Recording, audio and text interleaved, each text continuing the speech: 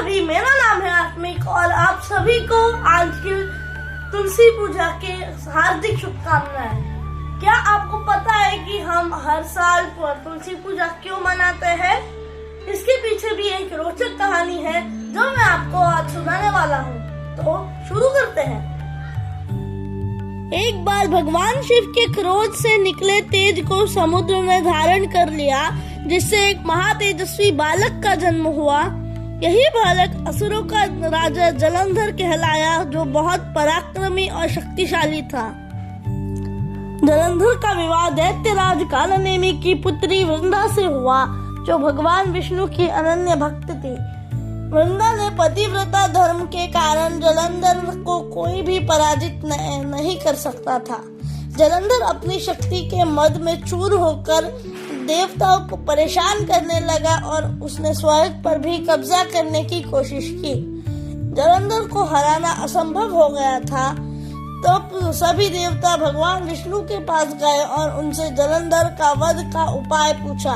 भगवान विष्णु को ज्ञात था कि जब तक वृंदा का पतिव्रता धर्म अक्षुण्ण रहेगा, तब तक जलंधर को मारना असंभव है। इसलिए धर्म की रक्षा के लिए भगवान विष्णु ने जलंधर का रूप धारण किया और वृंदा के पास पहुंचे। वृंदा ने अपने पति को सकुशल देखकर उनके चरणों को स्पर्श किया। इस छल के कारण उनका पतिव्रता धर्म भंग हो गया और उसी क्षण युद्ध में जलंधर की शक्ति समाप्त हो गई और वह मारा गया। जब वृंदा को पता चला कि उनके साथ छल हुआ है और उनके सामने खड़े व्यक्ति उनके पति नहीं बल्कि भगवान विष्णु है, तो उन्हें गहरा दुख और क्रोध हुआ। क्रोधित होकर वृंदा ने भगवान विष्णु को श्राप दिया कि जैसे आपने मेरे साथ छल किया, इसलिए आप अभी के अभी एक पत्थर बन जाएंगे। वृंदा के श्राप को भगवान विष्णु ने सहर्ष स्वीकार किया और इसी कारण वह शालिग्राम शिला के रूप में पूजे जाने लगे। श्राप देने के बाद वृंदा अपनी पति के वियोग में सती हो गई और उन्होंने अपने प्राण त्याग दिए। जिस स्थान पर वृंदा का अंतिम संस्कार हुआ, वहाँ का एक दिव्य पौधा उत्पन्न हुआ। भगवान विष्णु ने वृंदा की पवित्रता और भक्ति के सम्मान करते हुए इसे पौधा को तुलसी नाम दिया। हे वृंदा, भगवान विष्णु ने वृंदा से कहा, हे वृंदा, तुम मुझे लक्ष्मी से भी अधिक प्रिय हो।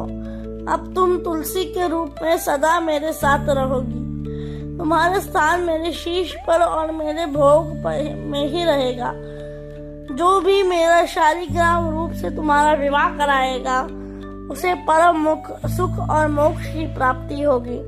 तभी से हर साल कार्तिक मास के शुक्ल पक्ष की एकादशी या द्वादशी तिथि को तुलसी का विवाह भगवान शालिग्राम से कराया जाता है, जिसे तुलसी विवाह कहते हैं।